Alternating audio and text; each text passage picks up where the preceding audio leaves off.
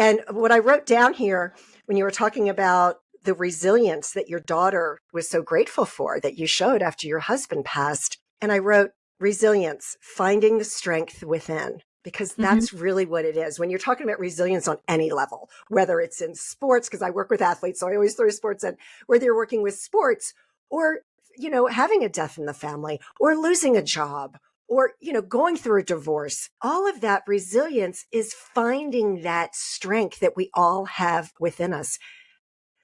I love numbers. I just finished saying that, and my phone just turned to 11:11. Love it. Uh, but how did you find that strength? Because my gosh, you losing your husband, and then having to, okay, you still got to be there for your daughter. And Right. do you have more than one child? Yes, we have two daughters, Yeah, and at so you the had to be there for time, both of them.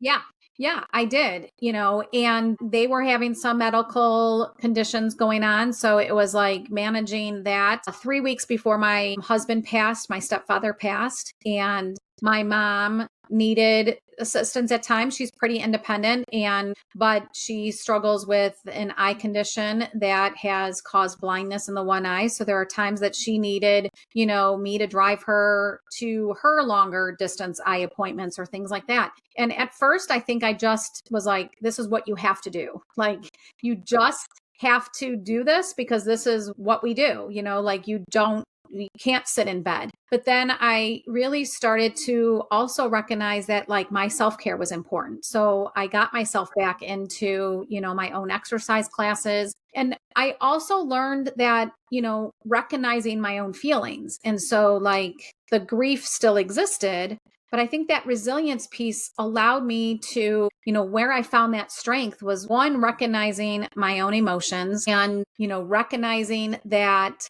they are feelings that I can exist with, but I don't have to allow the feelings to control all of my thoughts or my actions, that I can be in charge.